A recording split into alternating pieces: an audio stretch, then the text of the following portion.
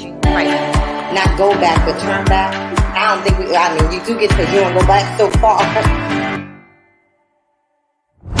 Become that warrior, that other sister. I dare everybody that's listening to your voice, that I can see the feed, that's listening to my voice.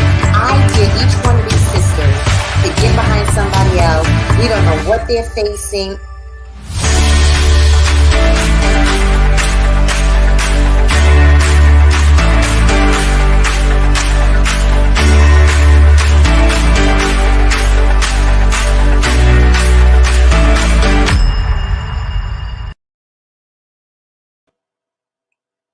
Good evening, everyone. Welcome to Real Talk with Jean Price. This is going to be a great show. How many of you have ever wondered that, you know what, maybe one day my dreams will come true, or what I love to do, maybe I get somebody like find out about it?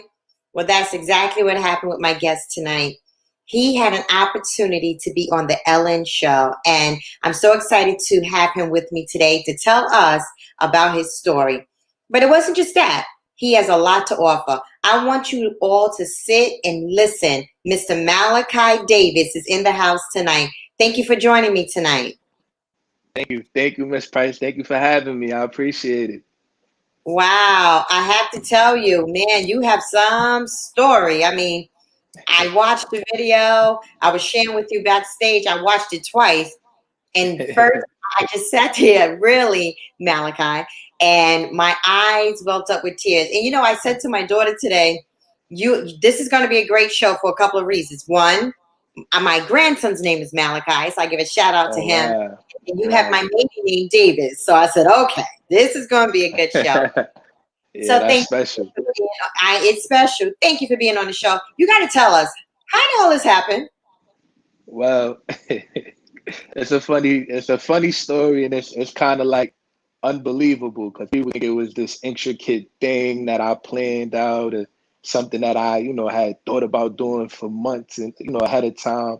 But I actually was at work one day, and I was at a job at the time that I wasn't really happy at. I was becoming complacent there, and I really just wanted to change. And I happened to be scrolling on Facebook one day. And, Facebook has like the little ads that will just pop up randomly. So there was an ad that said you could write in to the Ellen DeGeneres show to be a guest. So I know my mom is a big fan of Ellen. So I'm like, you know what? It would be nice to get my mother, a nice free trip to LA, and she could be in the audience and stuff like that. So I didn't think much of it. So I click on it, and it basically said that you can write in about somebody that you felt was a hero, whether it was somebody in your community, somebody in your family, somebody that you just know. So I'm like, you know what? My mom has been my hero my whole life. I'm 28 years old, and from the time I was born up until now, I've never had a bigger role model. So I said, you know what? I'm going to write about my mom. So I started writing. And it's funny because I am a writer. I'm a creative writer. That was my major in college. So sometimes, I know writers can relate. You could get lost in your writing. So I'm just writing, and this is a topic I'm passionate about. My mother, I love my mother. I'm grateful for all the sacrifices and stuff like that. So by the time I was done writing, it was like this long, like, paragraph. I'm like, I don't know if I want to sit there and say this is a little too much. So my coworker was like, you know what? He was like, just send it in, bro. Like, don't even think about it too much. Just do it. So I'm like, all right. So I send it in.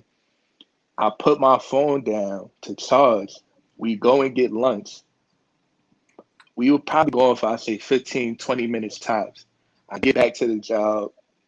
I pick my phone up. I have a missed call from Burbank. So I'm like, Burbank, California. So the first thing I'm thinking, I'm like, oh, it's debt collectors, bill collectors. Somebody. I'm like, I don't know nobody from California. So they had left a message. So I said, let me listen to this message. So I listened to the message, and it's the producer. So I'm like, the producer of the Ellen show. So like, now I'm a little confused because like I'm from New York City. So like, I know about scamming and all that. Like, so I'm immediately in that zone in mindset, like, oh, they trying to scam me. Like, this whole thing was, a lie. Like, I'm immediately thinking in that realm. I'm not thinking, oh, this really happened and this is really Ellen. So I'm looking at my coworker. I'm like, bro, I don't think this is He was like, bro, just call back, see. So I Googled the number. When I Googled the number, it says Warner Brothers Studios. So I'm like, oh wow, this might really be real. So I called back. They pick up immediately. They're like, listen, we got your letter. There wasn't a dry eye in the studio. Wow. Everyone loved it. If it's possible, we would love to jump on a, Skype with you and your mom. And at that time, I didn't even have Skype or anything. So I'm like, okay. So I leave work that day. I call my mom. I'm like, listen, mom, if it's possible, you think you could come to my apartment? I think the producers from Ellen, like, I'm not sure. I'm still a little skeptical. I'm like, I think the producers called. So if you want to come, she's like, all right, yeah, I'll definitely come. So she comes over to my house. We jump on the Skype, and they just like fell in love with my family and I. And like from there, it was just history after that. Let me let me ask you this because you said something that was so powerful, Malachi. Your mom is your hero. How is she? Absolutely. I know you mentioned she's, raised you guys as a single mom, but tell us how she here because it got me. And the clip that I saw, like I said, was just that little bit. But when I Right. looked at your mom, you know what? Let me tell you what got me too. She was looking up at you, Malachi, and Yeah. it was like she felt because I'm a mom and a grandma, but it's like she felt so honored to have you as her son. So you got to Yes. share Yes. with us how is she your hero? Well, I think for me, like growing up in a tough neighborhood and not having my father in my life, to raise me and to be there to, guide me and just show me what being a man is about. I watched my mom really, because the thing with me is I'm a lot older than my siblings. So my mother didn't have my first sister until I was 11 years old. So from, the time I was born up until 11, it was just she and I. So it's like, I literally watched my mother go to school to get her master's while taking the Mm. bus and train to take me to school. And, we didn't have a car at times and it was public transportation and she still made everything happen despite that. And I never felt the absence of, my father not being in my household. Like it never, like, to be honest with you, it wasn't until like I got older and became a father myself that I started to notice certain things like, wow, that's kind of crazy. Or, but prior to that, my mother did such a good job. It never really affected me or bothered me. So I feel like her strength, her continuity, those things like made me look at her in reverence. Like, wow, like, here's this woman sacrificing, doing this, doing that to make sure that like we're good. We got a roof over our head, food in my stomach. But at the same time, she's still accomplishing her goals and going to Exactly. school and getting her masters and stuff like that. So I felt like, if that's not a hero, then I don't know what a hero is. That was powerful. So let me ask you. So how did you get into motivational speaking? Because one of the clips that I saw, it was so many people in the audience. Like you, you were standing at the podium, and I'm like, wow. And I wish I could have heard it verbally what you were saying, but I can see Right. based on the picture, the audience was captivated. So how did you even Yes, get into yes. motivational speaking? So it's funny that again was kind of like a Ella situation where like I didn't really have a plan to do that. It was something that I, you know, thought I would ever really be doing as a career. Because like I said, my major was in creative writing. So my thing was always like I want to write children's books and short stories and poetry books and stuff like that.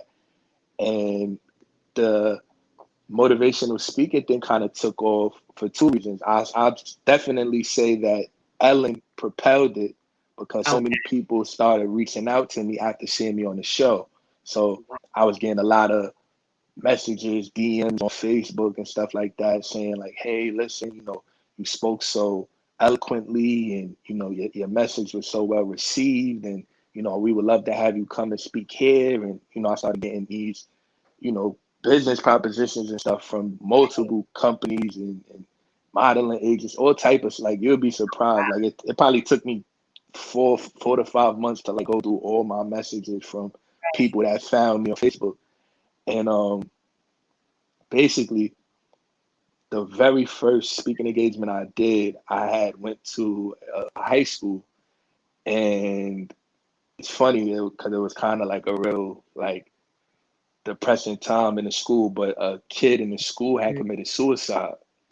And I was actually there doing something else. I wasn't even there like to speak or anything like that. And one of my friends that happened to be a teacher there had pulled me to the side and he said, listen, I have to talk to the children about, just depression and the situation that occurred. So he kind of broke down to me, explained what happened. And he was like, you're somebody that I've always felt was good at that, making people feel comfortable Right. talking. Growing up with you, you always just had that skill. It wasn't something you had to work on. You just had it. So he was like, do you mind speaking to them for me? And I was like, I'm kind of like, I'm not prepared. I'm like, Right. what, all right, bro, I'll do that for you. So I end Right. up speaking, and he was recording me, but I wasn't aware of the fact that he was recording me. So he's like behind me as I'm speaking, and Mm. after I spoke, the kids were very intensive, and we were having a great dialogue. We're going back and forth. So he sends me the video later on. He goes, bro, you gotta post this. And I was like, What? nah, I'm not going, I'm not gonna post that. He was like, bro, you gotta. He was like, this was powerful. Like I'm telling you, you gotta post it. So I ended up posting it, and it got like 5K views in like a couple hours. So I'm like, people commenting like, whoa, this was amazing. Da, da, da, da. So from that, a lot of people started seeing me. So it's like, and now people are like, oh wow, he does that. And at that time, I really didn't. It was kind of just a random thing that happened. And then, that mixed with me being on Ellen now, they're like, wow, like he has a gift. He speaks eloquently. He knows what to say. He's good at the, Yes. Yes. crowd control. The children really was loving the message and received everything he said. So then from that, it really went crazy. Then I started getting a whole bunch of messages. Please, can you come to my school, or can you come here, or can you come to this venue to speak? And at Right. that time, I was still learning. It was like I'm learning on the job. I'm figuring it out as I go along. So I'm accepting these jobs, and I'm telling people, okay, cool. But at the same time, it's like I never prepared for this. I don't really know the inside, the ins and out of motivational speaking. But people are treating me like I'm Eric Thomas, or one of these guys that get booked for big venues. And then it went from that to graduations and can you come and be the keynote speaker and stuff like that. So the picture that you're talking about was actually at Queens College at a graduation. And I was the Oh, keynote speaker there. So it kind of just bubbled over. And I can honestly just say, God just continued to bless me. It started off as something small, and God just kept blessing me, and it just boiled over into a career, a profession. creativity. It's so interesting you said that because I'm a creative person too. I do interior design, and Right, it's something that happens in my mind where I can visually see how a room should look, and it doesn't matter to right, me. Relax. It just brings me such peace.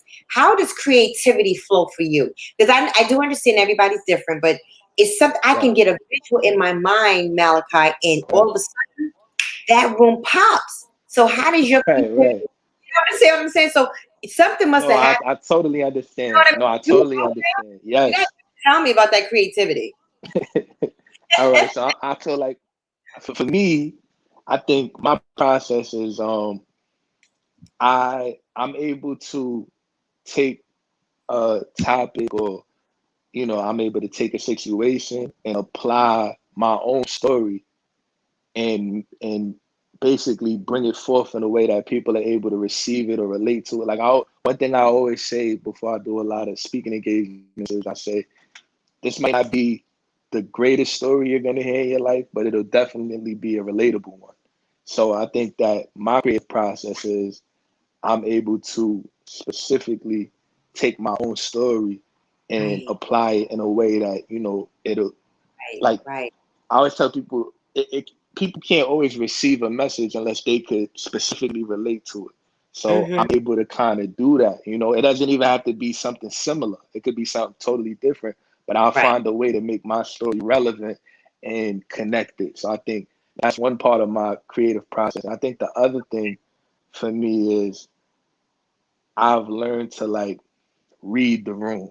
So like I Mm, can kind That's good. of walk Right. into a venue like the one you're talking about. This is a room that held 5,000, so it's a crowd of 5,000 people, but I'm able to read the Mm. faces. I could tell when someone's interested. I could tell when I'm losing the crowd. I could tell when I need to, all right, let me speed it up, or let me switch the topic because I'm kind of losing them. So I've kind of, by by doing it more and more and practicing, I've learned how to do that. Just read the crowd and realize when I might need to change something. Or sometimes I might go in with a specific plan, or like I practice or wrote something down, and then I gotta just totally abandon that and switch and just speak from the heart and just say whatever I'm feeling at that time. So it's like I feel like my Right. creative process is just being able to read people and relate to people and things of that nature. And let me tell you why I asked you that question, Malachi. For the viewing audience that's watching, Yeah.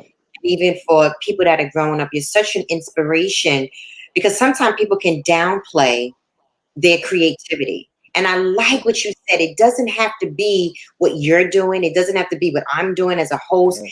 It can be what God put inside of them. And you just opened up this Pandora's box, if I can say that. And Right. you actually said that the creativity you were giving, you take Right. that creativity and you put it to use. And I Right. often heard somebody say the grave is filled with so many people that had ideas but never did anything about them. Wow. And you're such a great young man that you took the gift that's inside of you and you did something about it. But I have to say, I have to go back to mom for a second because that mom went to school, the fact that mom got her, I think I heard masters, Yes, yes, master. masters. And then Yeah. I looked at your sisters and I Right. said, wow, it's such a great example for girls to see their mom in that Right. kind of light. You understand what I'm saying? Like to your, Absolutely. you know what I mean? They saw mom not Absolutely. just through your lens, but they're seeing moms through their lens. Like she really, really is a hero. How is that? How is it with your sisters? Because see, I didn't have any sisters. I have 5 brothers. What was that like for your sisters to see mom in that role? And I know they're younger, but I know mom had an impact with Yes, them. definitely. I think my mother. So, just to give a little history of my mother's story as well. My mother was a dancer growing up. So she danced for Alvin Ailey Adult Company since she was 12. Wow. And yeah, she actually got called for the Thriller video when she was 16, the dance in the Thriller video, Michael Jackson. So she was like a phenomenal dancer growing up. Wow. And my grandparents were very strict at that time, so they weren't really like pushing her to do that. Like they were more like, no, you got to finish school, and you like we don't want you to focus too much on the dancing because school is what's important, and getting Right. a real career. Because back then that wasn't something that people were turning into a career. It's like, all right, you're a dancer, yeah, you better get in the videos and stuff like that. So she kind of abandoned that idea due to how strict my grandparents were. But Mhm. I think my sisters, like knowing that about her, then seeing, because they got to see her already accomplished. Like I Yeah. saw her in the process, In the so it was a process. little different. That's I'm her good. firstborn. That's right. You know what I mean? So like for me, I saw the struggle. Like I saw the nights when she's crying and she's studying, and it's hard because she still has to get me to school, and she's trying to figure out how I'm gonna get to school and how she gonna get to work on time, and like those Wow. were the things that I got to witness. And for Yes. me, I think the reverence that I have for her is a little different than my sisters because I saw the process, But I do think for them, seeing her accomplish, seeing her as a teacher with her master's, see her get awards. I remember she got awarded from Mayor Bloomberg from the DOE and like these things. So for them, they're like, wow, like mommy's strong and independent, and she's, accomplished, and she's, doing her thing. Like, we got to see that side of it. Like we got to see the upside. So it's like we Mhm. have two, like it's reverence from both sides, but it's just a little Yes. different in the scope Understood. because for me, I'm looking at the process into that. They're looking at, oh, mommy was already like this when we came on the Yeah. scene. you know. Yeah. So Wow. yeah, I have they a question. definitely have a great role model. Yes, man. In one of the clips that I saw, you had an interview, and I do apologize, I forget the gentleman's name, and you mentioned you have a favorite author. Yes. Who's your I have a yeah, few, a couple of but them? yeah, but but Richard Wright is Yes, my favorite author. Like yes. since I Why? was a child. Okay. Um, I'm gonna be honest. The first one of the first books I read by him was in fifth grade. I read Black Boy, and I Mhm. feel like that book was just so captivating at that time. And I was young, so it was Right. like I actually read it twice. I read it in fifth grade, and then I read it again when I was in high school in the ninth grade. And both times I got something totally different from it. You know, fifth grade, my perspective was different because I hadn't been through as much. I haven't, you know, you have to have certain experiences to be able to appreciate something and really get the message from it. So in fifth grade, it was a totally different experience than it was in ninth grade. But it was just very captivating seeing a Black author write about his experience in Chicago, being African American, you know, experiencing bigotry and stuff like that. And especially in fifth grade, because I Mm, wasn't really accustomed to that. Cause so I'm like, whoa, like this is crazy. Like, and he's really capturing what that mm, feeling is like. And it just kind of, for me at least, it made me go, wow, like I have so much to accomplish because of people like this and people that right. went through that. And now this man is an author and telling his story and letting it be known what he went through to get to where he's at. So that's definitely one of my favorite books. And then he also had a quote that I really fell in love with, and it the quote was, "Men starve from a lack of self-realization just as much as they do from a lack of bread and water." And that's a quote that like I live by because I feel like knowledge of self and self-worth is so important. You know, those are things that a lot of us suffer from, you know, just not having that Yeah. love and that infatuation with ourselves. Like we've allowed society and people to pick, you know, how we feel about ourselves rather than us knowing who we are and stuff like that. So that's like a quote that I apply to everything. So, you know, whether it's his books, his quotes, I just, you know, I fell in love with Richard Wright. Wow, that's awesome. And can you just say that quote one more time? Because that was really powerful. Yes, absolutely. The quote is, "Men starve from a lack of self-realization just as much as they do from a lack of bread and water." Wow. That Yeah. right there said a lot. That right there. And what was so interesting, Malachi, is that it had that kind of impact on you at such a young age. Yes, yes, it did. It definitely Wow. did. It definitely did. Wow. It, Wow. Well, listen, we're going to take a commercial break, and I need my viewing audience. Listen, if you're watching us, viewing audience, I need you to write something in the chat so we can just know that you're with us. Send some love out there to Malachi Davis and his family for what has happened to them. We're going to take a commercial break, Malachi, but we'll be right all right. back with Real Talk with Gene Price. Have you been enjoying the show? Make sure you comment and like. Tell us what you want to talk about. It might be featured on the next Real Talk with Gene Price.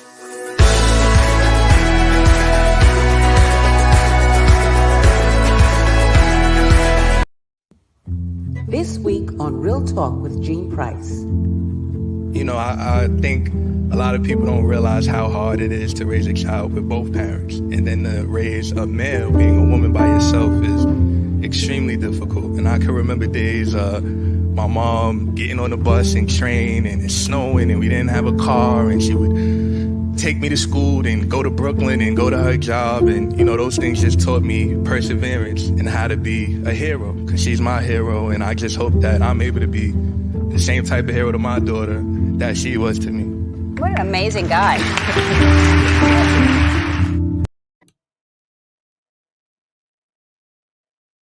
Wow. Wow. Wow. We have our guest with us tonight, Mr. Malachi Davis. Come on back into the show. I watched that. See, every time I watch that video, it just gets me. It does. Oh my goodness. It's so impactful. And I have to tell you, people are chiming in, Malachi. Stacey Robinson Long wrote, she loved that quote. All men should know that one. Listen, if my team can write that quote out so people can see it, Tiara Myran said the same thing. That's why I had you repeated, because it was so powerful, such a powerful quote. Paula Green said but what you're doing is a gift. And it's amazing, Malachi, how in one perspective, it seems like you would have lacked a lot in your life.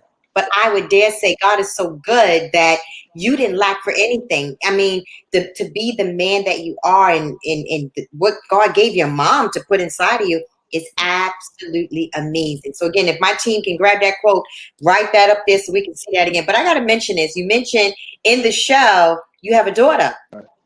Tell us Yes, I about her. do. I have. Yes. Oh, Ava. That's my pride and joy right there. She just turned 3, January 23rd, and what's really really crazy and just how God works and puts things together. We were on the Ellen DeGeneres show on her first birthday, so when she turned 1, it was actually on set in the studio. And it's funny because even when I was talking to Ellen backstage, she was like, "How are you gonna like continue to like have birthdays for her? Like, how you gonna outdo this? Like, her first birthday was on the Ellen DeGeneres show in California. She had to travel, and I'm just blessed, honestly, to be able to pour into her and just be the father that I basically wanted or longed for growing up. Just being present, being in her life, and letting her know that she's loved and admired.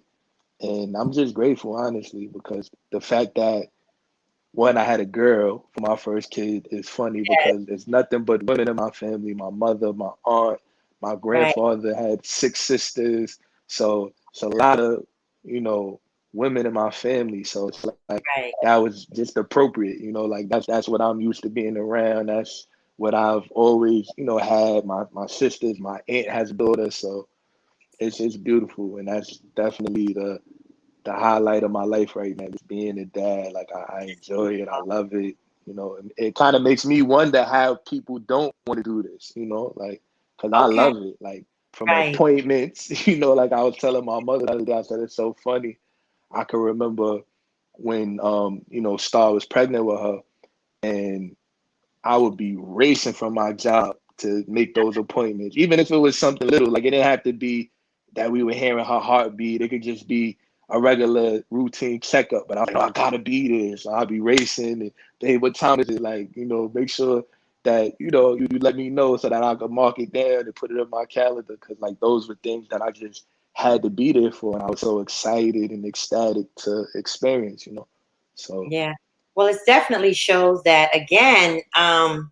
We give a shout out to your mom. She really has been impactful in your life that you're yeah, even using that as you transition into your daughter. yeah, If your daughter was of age, of course, I know she's still a little girl, what would you right, share with her in the creativity process, which we talked about, that's in right, you? When she begins to be creative, how will right. you push that? Because there's something my husband always says is sometimes you have to find the bend in a child. In other words, you have to kind of seek out and see what best fits your child. When you start to see that creativity, when she maybe even now she may have some, how Yeah. will you harness that? Because you're Well, creative, your mom is creative, she's yeah, probably creative too. yeah. I think that for me it would it would be my duty to just let her know and be aware that, because I know for me personally, like growing up, I heard a lot of people say like you can't make a living off creativity, or Yeah, I've heard that. being a writer is a hard journey, or Hmm. it's a hard job being a writer because it doesn't always pay well, and like you hear these things, and it can deter you from being, like into your art, because you might feel or believe like, I need a 9 to 5 that, is bringing in a steady income, and I got to put my dreams and aspirations to Right, the side. So right. I think it's imperative to just make it clear that no, we're going to push the creativity, and it's more important for you to be happy Yes, and sir. successful than they just be successful and unhappy. Because I know so many people who have great jobs and they're making six figures and they're not happy. They're depressed and they complain all the time and they're not able to enjoy the success of their job because they're not happy in it and they don't really want to be doing that. So I think for me, I just want to cater to the creativity and just make her feel comfortable and know that you can pursue that, and I'm not disappointed and I'm not putting any pressure on you to do other things. Like if this is what you believe in, this is what you want to do, and we're gonna find a way to make it lucrative and make it worth it so that you can enjoy what you're doing. That's beautiful, sir. And it's so good because your sisters, like I said, they're coming up. Your daughter's coming up. What other things do you have going on? I know you have all these. Do you still have a lot of speaking engagements from the Yeah, elevation? so So kind of tell us definitely. what's going on. People want to know. I'm looking at the chat. Those that are watching, write something in the chat. Just put one word. Give Malachi a shout out there. Say, go Malachi, go Malachi. Because Thank we're you. for young men like yourself to just keep Yeah. going. Kind of tell us what else you're doing now. Well, I appreciate that first and foremost. Let me say that thank you to everybody that's tuned in. Thank you for everybody that's shown love and the compliments and the sentiments. I greatly appreciate it. And well, I'm doing a lot. So I'm obviously the pandemic has changed a lot. Um, you know, in the beginning of the pandemic, I kind of had to readjust how I was doing things because I was doing a lot of basically virtual speaking engagements. And Yes. it's funny because part of why I love speaking engagements is the fact that I'm able to be in front of people and I'm able to text people afterwards and people would come and shake my hand or hug me or talk to me and get that full experience of what it's like to be in front of me. So Mm, virtually, it was an adjustment at first because it's kind of hard to feel somebody from the yeah, computer, you know what I mean? true. Or It's feel true. how genuine they are. It's Yeah, difficult. So it'd be like the difference between you and I sitting in front of each other and you and I speaking like this. So there's things that you may get and you may understand and feel, but it's a whole different experience actually being in front of each other and yeah. seeing expressions and stuff like that. So that was an adjustment at first, but it ended up working out for me. My first virtual speaking engagement was actually at Columbia University, so that was like a big, like if yeah, That's it was huge. Like, all right, I'm learning on the job, but hey, if this is going to be the platform that I'm doing it on, then cool. So, it ended up working out. It went really, really well. Um, the president of the student body was actually in the class that I spoke to. So she ended up reaching out to me privately on email, just telling me how much she appreciated what I was saying. And my message was kind of geared towards the pandemic. So okay. initially when I got called for the job, it was prior to the pandemic. So what I was gonna say was totally different, but I just felt it was appropriate to touch on depression at that time because a lot of people were losing family members, a lot of people didn't, you know what I mean? So it was like God just geared me to a whole different message. So everything that I had in mind, everything that I practiced, and I had to kind of just abandon that and just, let me just speak from the heart and talk Right. about what I know is affecting people right now. But so I'm doing that. I'm still doing Okay. speaking engagements. I actually have one this Friday in Long Hmm. Island, and that one this is my first speaking engagement back in front of a crowd. So I'm gonna see how that goes, wearing a mask and social Yep. distancing. That's It's probably all gonna right. be weird. Yeah, but I roll with the punches. That's it. It's going. Okay. I gotta go back to what you said today. I read Yeah, something that said, "Did you write this? A key for depression." Was that the title of what you spoke? I read that somewhere. Key for. Kind of tell us. Yeah, kind of tell us just maybe a couple of lines or just something you said about that. And then let me tell you why I'm asking because people were chiming in. Stacy said, "Keep up the good work, especially for the younger generation." yeah, Michelle wrote, "Much love, Malachi." Tiara wrote, You still tap into the need." People are really on the other side in commenting, Malachi. Kind of tell us about that a yeah. little bit about the depression part. What made you write that? Because I need to know that. Um, well, I felt at the time, um, there was a lot going on in my life personally when the pandemic first hit. And for one, my uncle actually lost his fiance to the virus, and my aunt's husband lost his mother. So I was kind of like, I was like really feeling it, because it was like it was hitting so close to home.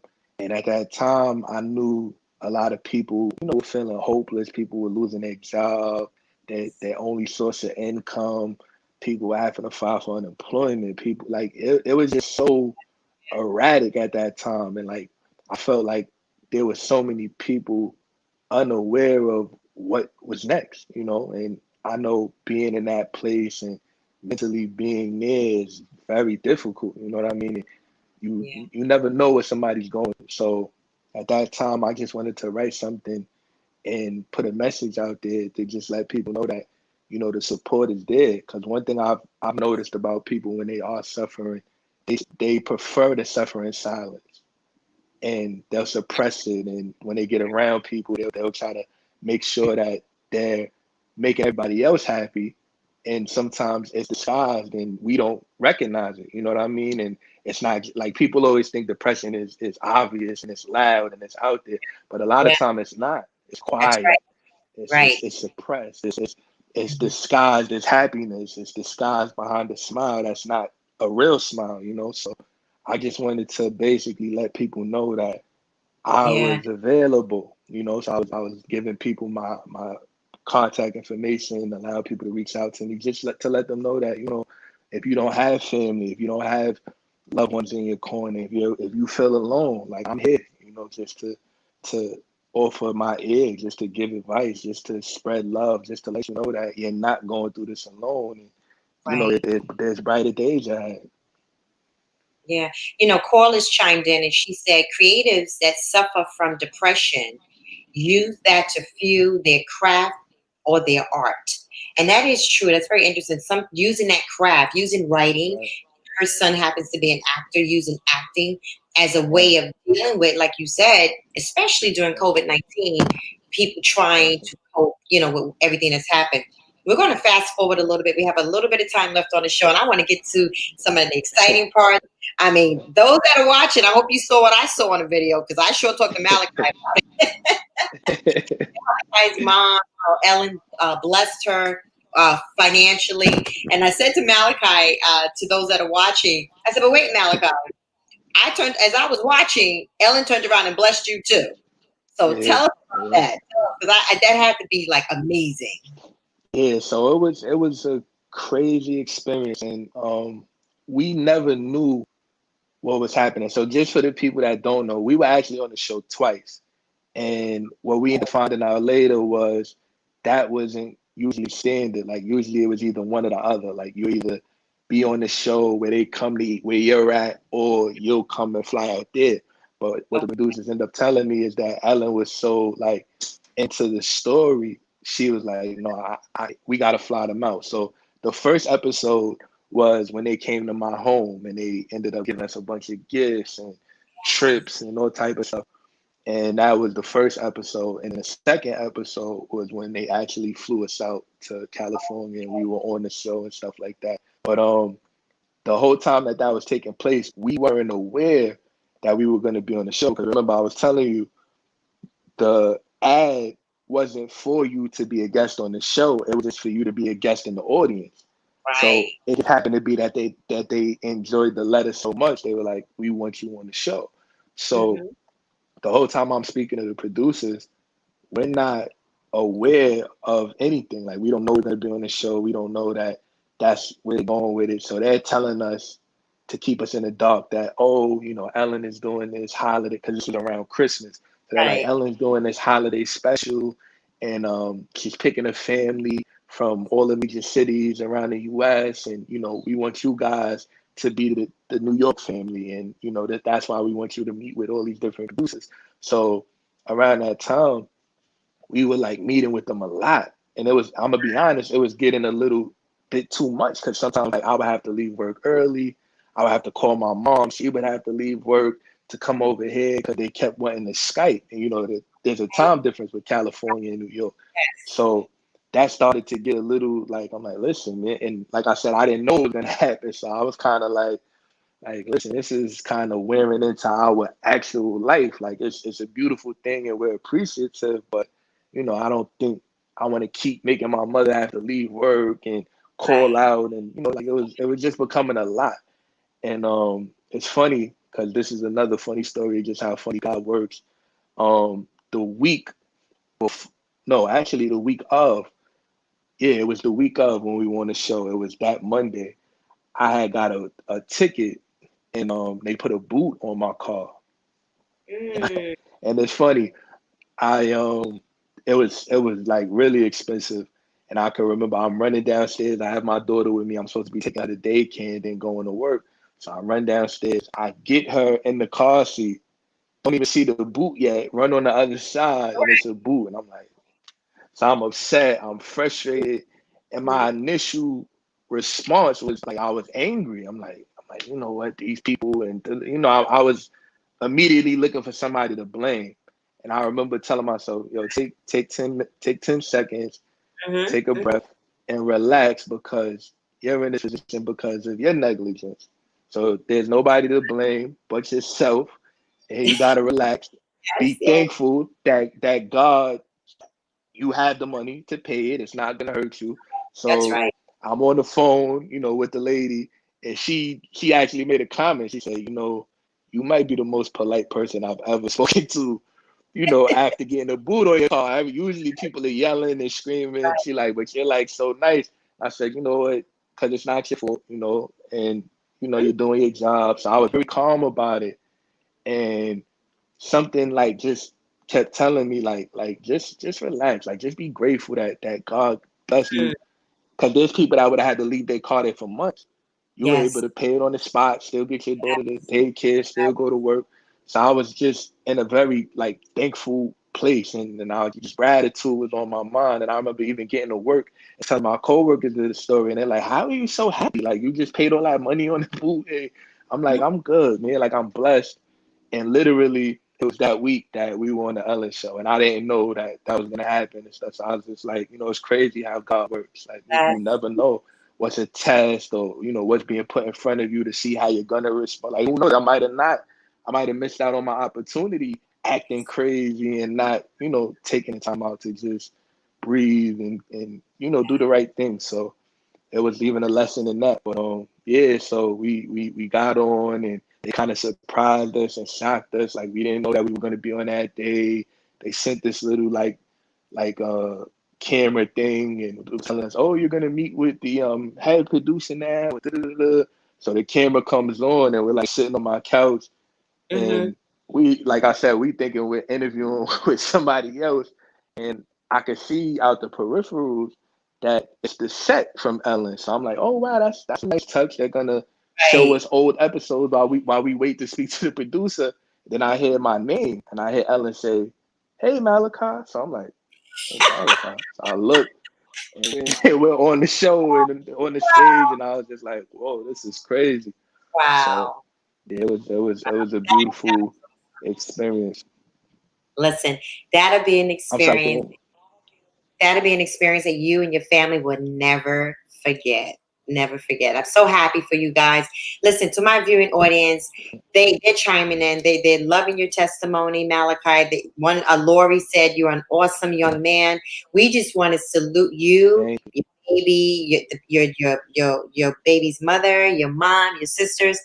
We're grateful that you guys are such a great representation of how things really can go your way. And we're grateful for that tonight. Grateful for how God really richly you. bless you.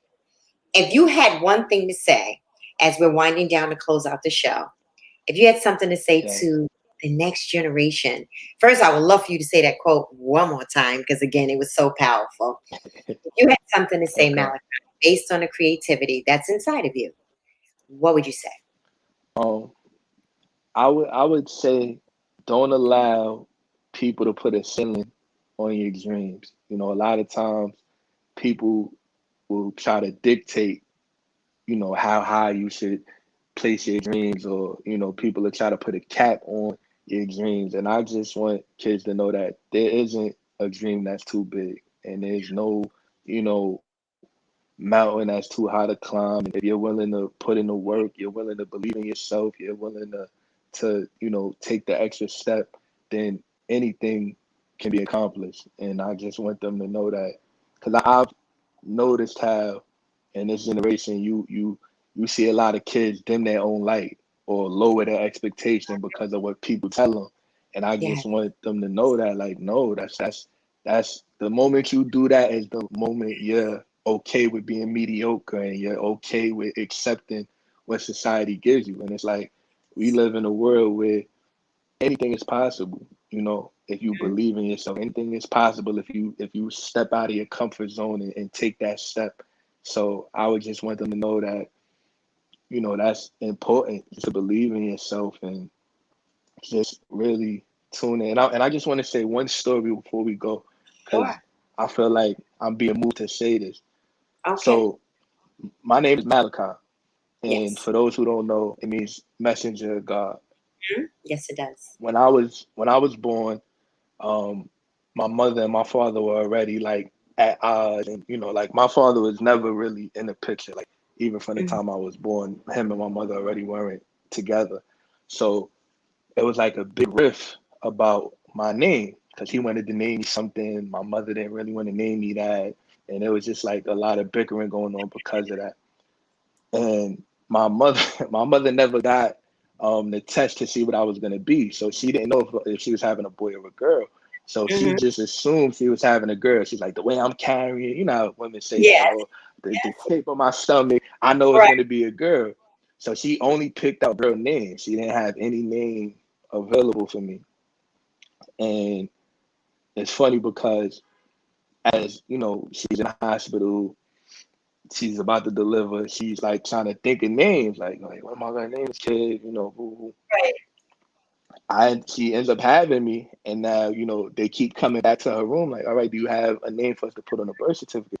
So my mother's a very faithful person. Like when we talk about prayer and just believing, like she's like the epitome of that. So she told me, she said, I didn't really have anything prepared, but I kept hearing God say, Malachi. So like she was like something in my head just kept saying Malachi, Malachi.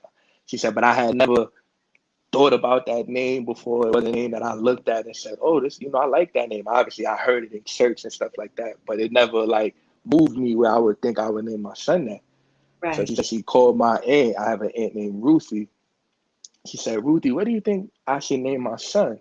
And she was like, you should name him David, because her son's name is Jonathan. So she was like, David and Jonathan were friends in the Bible, and just keep it biblical. So my mother's like, I don't know. So she said another name. How about Matthew? So she goes, I don't know. So then Right. she goes, they're quiet, she said, for like 5 minutes. Just neither one of them is saying that. She said, you know what, Michelle? Yes, and this time she doesn't say like a suggestion. She goes, you're supposed to name your son Malachi. My mother would say, she went, huh? She said, What? yeah, Michelle. She said, if you don't name him Malachi, you're not being obedient to God. Like, so she goes, Ruthie, I've been sitting here for 20, 30 minutes hearing that name. Like, are you sick? Like, did I tell you that? And I'm not. Oh, she said, no, Michelle, I'm hearing that. So my mother always says to me, she goes, Malachi, if I've never heard from God in my life, I know Mm. that time when I named you, he was talking to me. And it's funny because when I was younger, I didn't like my name. Like people always called me Kyle or Mav, and I wasn't really fond of my name. And when my mother would tell me the story, I didn't receive it. Like not that I didn't receive it, but I didn't care to tell people that story and stuff. But now that I'm kind of walking in my calling and I am speaking to people and basically delivering not messages that I'm coming up with, but I believe God has given me to give to other people.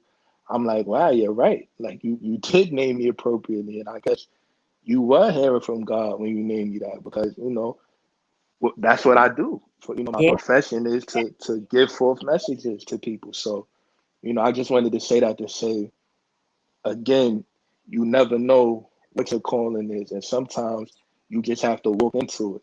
You know, Right. that you don't have to do much. You don't have to go to school for it. You don't have to, get a bunch of degrees to obtain it. Sometimes God will just move you and guide your steps in the right direction and put you in a place that you need to be in. So I just want the kids to know that as well. Like, don't allow anybody to tell you how your life should be lived. That's Yeah. a decision for you to make. And whatever feels right, move with that. Malachi, you took the words out my mouth, because I was going to say it was prophetic that God dropped it in your mom's heart to you, and you said it because you were actually walking out what was prophesied to your mom for you. And I have to read this, and I'm glad we didn't close the show because we needed to hear that, by the way. Shalana wrote Thank you. I appreciate Shalana that. wrote this. I told you my grandson's name is Malachi, and my daughter Malachi, messenger of God. But Shalana wrote this, and you need to hear this, and I want you to be encouraged because you are such an encouragement. My son's name is Malachi. This is Shalana, and he's facing many challenges, some self-inflicted, but I am so inspired by your testimony. You're talking about the same you're talking about the name reminds me of why I named my son, and that God will see him through. May God continue to bless you abundantly.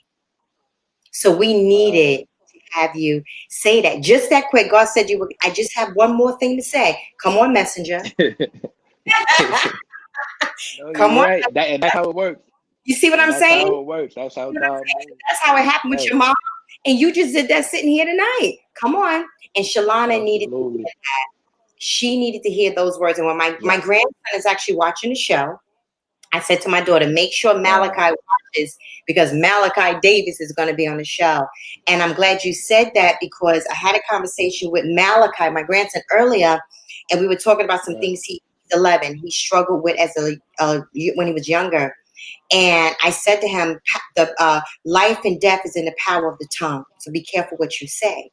Amen. My grandson got a chance to hear you tonight, literally. And my daughter just wrote, amen. Your encouragement was needed. My grandson needed to hear you say that tonight, that because he's named Malachi, what he struggled with as a young boy, he can do this. So I'm just letting you know, it's blowing up. Listen, write in the comments, Malachi, before we close, write some more stuff to Malachi in the comments. Let him know that you're on the show. My Aunt Brenda wrote, wow, this is so awesome and beautiful testimony. Very touching. Thank you. I appreciate it all. And honestly, I want to let the people know that yes, sir. I'm gonna actually leave my email. I'll leave my Instagram, my Facebook, because if anybody needs to speak out, like the young woman who was talking about her son and what he's going through, because I also mentor. I didn't mention that. I'm also a mentor. I work with a program called the Fellows Program with the DOE, where I come and I talk to at-risk youth. So I'm always willing to, speak to people free of charge. I'm never looking for no, monetary gain. It's all about the fulfillment of being able to touch people. So, if you just want to reach out to me, you want me to speak to him or whatever the case may be, I'm willing to do that, because although I've accomplished a lot and I've done a lot, I struggled as well. I got kicked out of a lot of schools. I went through a stage where I was fighting a lot and I was angry, and there was, a lot going on in my life, and I was expressing it in that way. So I want them to know also that it's not always a beautiful journey the whole way, but that doesn't mean that finish line is not going to be beautiful. You know what I mean? And I always tell people that the flower that blooms in adversity is the rarest flower of them all, So when you grow through adversity and you're still able to grow, and it doesn't matter what you're going through or what comes your way, that's a beautiful story. So, well, Malachi, we put your contact information again. Thank you for saying that. That was so powerful. So Shalana, Malachi has reached out. His information is on the screen, so Malachi can reach out to you. Thank you so much. You have definitely, this show was powerful tonight. And when we do the playback, if you get to go back and look at it again, will you come back on the show and let us know how you're doing? We would love to have you come back. Absolutely. Consider me family. Listen, That's I'm it. here. That's it. Listen, whenever I tell you Malachi is coming on the show, you guys make sure you come on back and watch Malachi. We're gonna keep up with you. Please give our regards to your family. So I grateful again. will. The Lord has truly blessed you guys. Listen to my viewing audience. Thank you for joining me tonight on Real Talk with Jean Price. We will see you next week. You know, we always have something that we are planning. So we'll see you next week. Remember to chime in and do a rewatch and maybe do a watch party. Watch us on Facebook Live and YouTube. See you next week. Thank you, Malachi. Good night. No problem. Thank you.